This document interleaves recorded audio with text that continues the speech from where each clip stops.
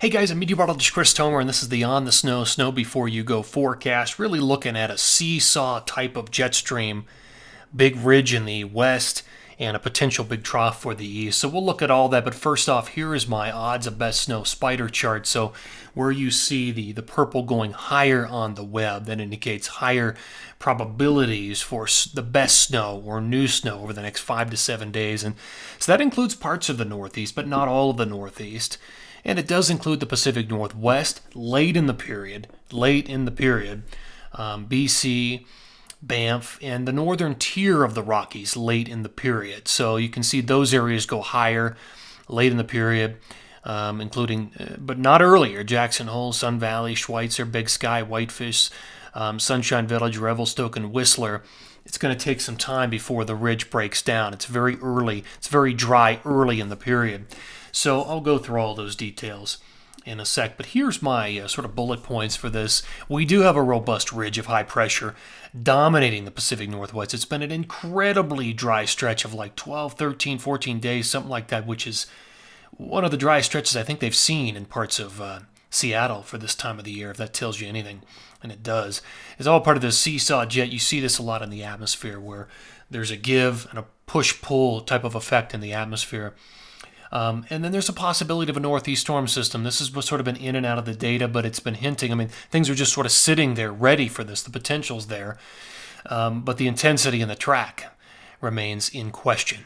So all of that, we'll talk about it all. Let me just show you what it's doing right now with infrared satellite. Big high pressure sitting over the west. The two lows are sort of amplifying the high and going up and over, spending a lot of moisture into Alaska and northern BC. Eventually, some of those will come up over the top and turn into weather for the East Coast and the Northeast. But they will, in some ways, the second low potentially start to dislodge or bend that high pressure and change the pattern at least slightly, which is what we need late in the period. So all of that are things that I'm watching at this point. Let me just show you what the jet is doing, at least on the 24th. So this is Thanksgiving. The high pressure has sort of been moved down to the south, so the second low has had an effect. And so the jet begins to buckle to the south, and we start to see moisture effect by this period, the 24th, 23rd, actually, even maybe late on the 22nd, the Pacific Northwest, and the moisture starts to slip south through BC and into the Pacific Northwest, so that'll change things, and Banff will see the effects of this as well, with some overrunning precip into parts of western Alberta. It's good to see, finally. So again, that's the 24th, and then look at things by the 28th. It's completely different. So within that time frame, probably 26th through the 28th, a larger pattern shift occurs, and more snow will begin to run and overrun the interior parts of the Rockies like Idaho and Montana and Wyoming, and potentially late in the period into Utah and Colorado, and maybe California, very late in the period. So all of that is set to happen eventually down the road. But we've got to also talk about the Northeast. Here is the jet pattern on the 24th. Notice the coddling, the dip in the jet here. There's a low. But where does the low go? And does it intensify? Do all the pieces come together? You can see there's something there on the 24th. Here's the 25th, and there is some development here off the coast. It's not major, and it's kind of an open wave type setup, but there is some spin there in the atmosphere and some wind and jet support. It's not as intense as a couple of days ago, but it could spread some light to moderate snow through the interior, Vermont, New Hampshire, and Maine.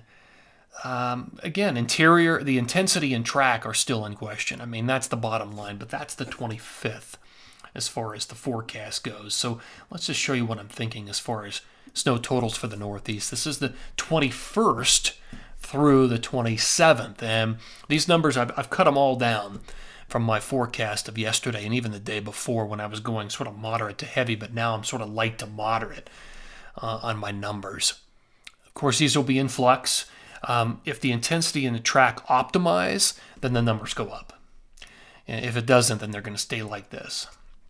Notice there's nothing along the coast because it's too warm. The storm's not strong enough to pull in the colder air out of Canada. So there's a give and take. And here are my numbers for the West. 21st through the 27th. Now, the Pacific Northwest does the best. BC does really well. Banff is in the equation. The numbers you see running through Idaho, Montana, Wyoming, Utah, and Colorado come very late in the period and are heavily dependent on a breakdown of the pattern. If the shift doesn't occur and the jet doesn't buckle far enough south, then you don't get those numbers. You can cut 60% of those numbers down. But assuming that there is some optimization of the pattern, the jet buckles, then you start to see what's happening here very late in the period. So there you go. Hopefully this happens. We need to have some snow for the interior Rockies for that late in the period. I hope it does happen. All right, this has been the On the Snow Before You Go forecast. Take care.